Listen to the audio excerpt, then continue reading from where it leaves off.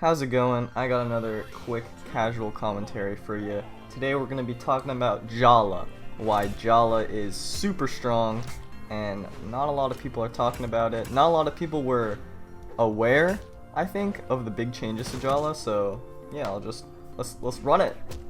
Basically, the Adventure Time patch was the first huge meta shifting patch in like 4 months or something like that. So it's a pretty big deal. There's a lot to take in, so it makes sense that some things would fly under the radar.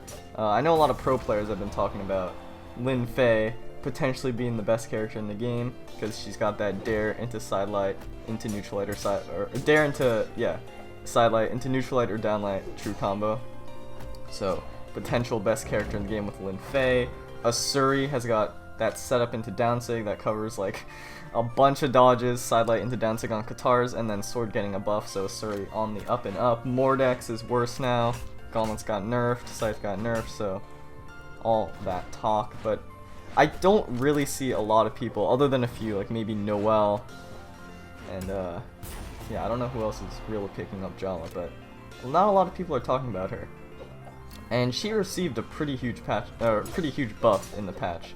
If you want to see all the balance changes, you can check out my patch review. I'll plug a little bit. I have all the balance changes and sort of visuals for all that in that video. But regardless of that, the quick recap for Sword, because Axe wasn't changed, is +1 frame of stun on downlight and increased force on Sword Sayer. That's it. And that seems a little underwhelming. Like, if you see the title, Jhala is crazy good. What happened? I don't know what the title's gonna be. Maybe, you know what, I'm just gonna make it that. That seems like a huge statement to make for 1 frame here and then a little bit of force there, but the big thing is downlight into Ensig. If you just saw, I'm sort of commentating over this gameplay as I'm watching it. I ended that game with the downlight into Ensig. That is a true combo. A true Sig combo that kills earlier than anything else in the game. Any other sword combo in the game. That's kind of crazy. To combo a sword downlight, which is already a very good setup tool, into a Sig that kills, not only does it kill early, it kills off the top, which means that no matter where you are on the map, it doesn't matter. Because you're just gonna be able to get it. And kill consistently at the same percent, right? Because if you're killing horizontally, it depends a lot on your positioning. Vertically, unless you're on a platform, it's always going to be the same. I mean, platform makes it even better, so. Yeah, that's pretty crazy. On top of that, I already think she has the strongest Sig in the game. As you're seeing right now, Sword Down Sig does an absurd amount of damage, has an absurd amount of force, and very little recovery frames, and a great hitbox. I honestly still think this is the best Sig in the game. So not only does Jhala have, I mean, for argument's sake, let's just say a very good Sig. Because best Sig in the game, maybe that's a bit of an audacious statement to make. A very good Sig, one of the best Sigs. And on top of that, a true kill combo that kills earlier than any other sword legend in the game. I mean, that's just huge. That's just really huge. By the way, the way to do the downlight into Ensig is you do downlight, sword downlight, and then chase dodge diagonal down and forward. There really needs to be some terminology for that. And then you Ensig. It makes it a lot easier if you, at the same time that you're pressing the diagonal down dodge, you also press Ensig. Because you're not going to get a recovery. Or if you do it like maybe a tiny bit fast, you're going to get a recovery, but very rarely will you, rarely, I don't know why I said that so weird. Very rarely, I did it again! You'll almost never get a recovery. And even if you get a recovery out, you're still gonna get that downline to recovery combo. So there's no reason to not go for it. The only thing is that if you press up or you don't hold neutral at the right time, you'll do a downline into downsig. You'll see it a couple times in this video. I didn't really practice the downline into ensig before just hopping into some games and trying to show off why Jhala is pretty strong. So you'll see a couple times I do the downline into downsig, but if you practice it enough, you should be able to get it pretty consistently. And on top of everything else, Jhala was already pretty good. Again, her Sigs were very strong. Her stats can hold her back in some situations, like having low defense is something you don't really want. But she is a glass cannon in every type of the word. Like, some glass cannons in the game don't necessarily kill that early. Or, yeah, I don't know what I'm doing here. I just run right into those Sigs. Anyway, some glass cannons they have low defense, but they don't necessarily have the SIGs to back it up that can consistently kill early. One example I think of is Thatch's guns. His gun SIGs aren't the greatest, and sometimes you can have trouble killing, so if someone starts to make a comeback on you, you've got low defense. Sometimes it's hard to stop. And then the opposite side of it is Ada, who on both her weapons has amazing SIGs that can kill really early. So Jhala's in the same boat as Ada, I'd argue, where SIGs on both weapons are really strong. She's a really good glass cannon, and Sword is the kind of weapon that can kill consistently. With downlight into NSIG, you can kill consistently early, which is really nice, and then her axe SIGs are also pretty good. I'd say NSIG and down SIG are both really good. Down SIG hits behind, so that's a thing. It's like a sword downlight pretty much on axe, so that's pretty good. Jhala overall a very good character. I think if you start to play a lot more Jhala, you'll realize how fast games tend to go. Excuse me, as I burp a little bit.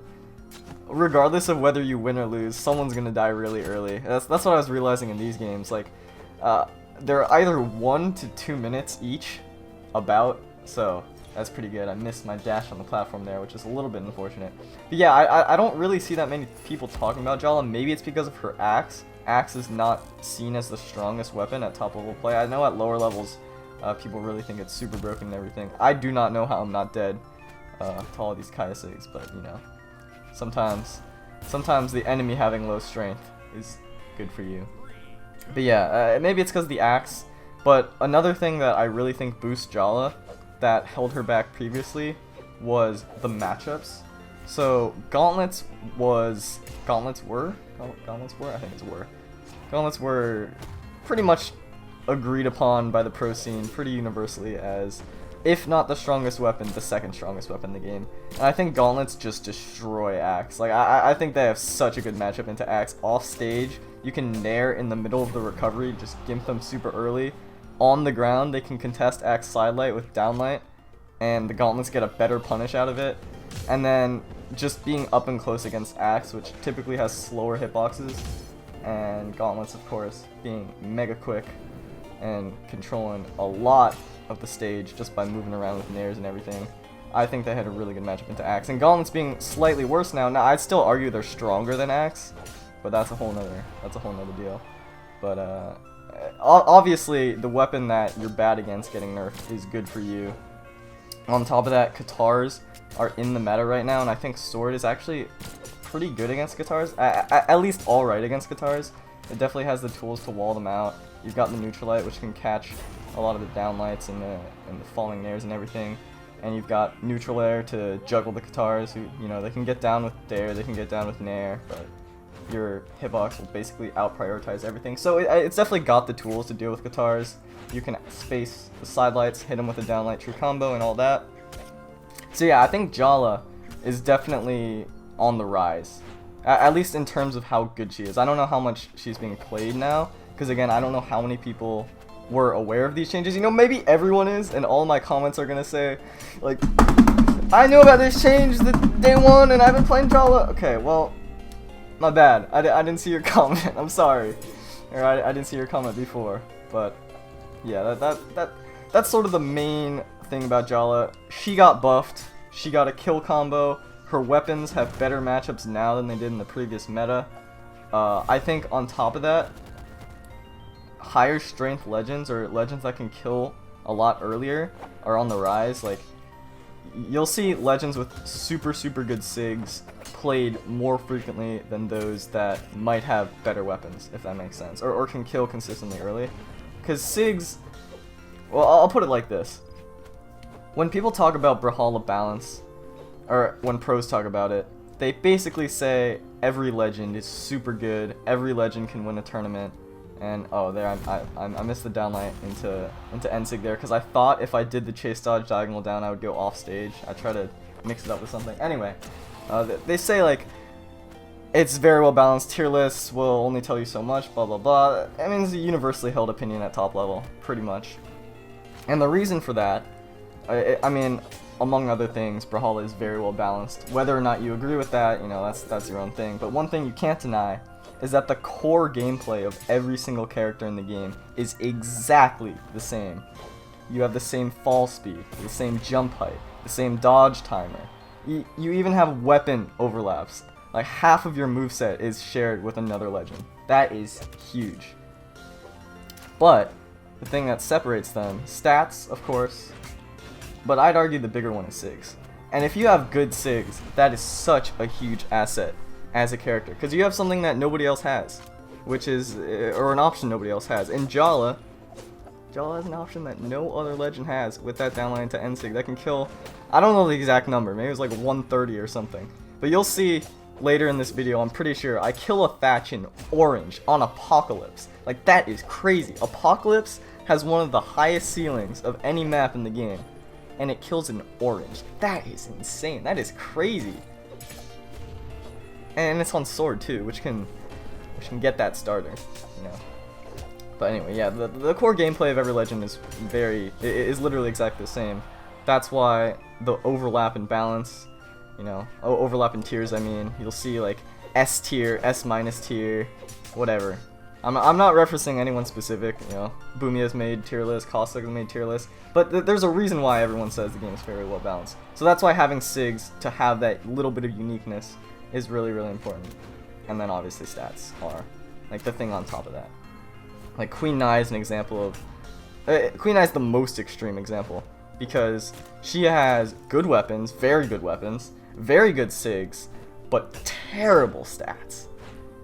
So that's the most extreme, where even the stats can't save that combo.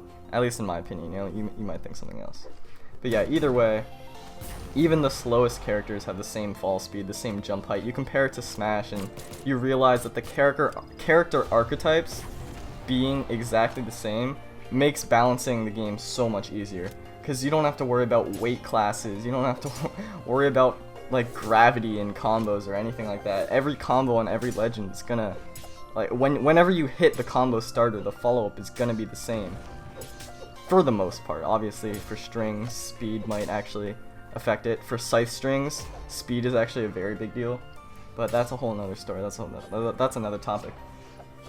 I feel like I'm rambling a little bit. But anyway, Jhala, if you're looking for a legend that... My dog got upset.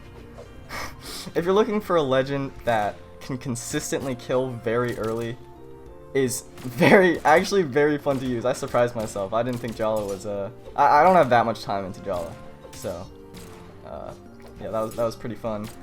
If you're looking to pick up a new weapon, consider maybe Sword. Sword's very basic if you're just starting out the game.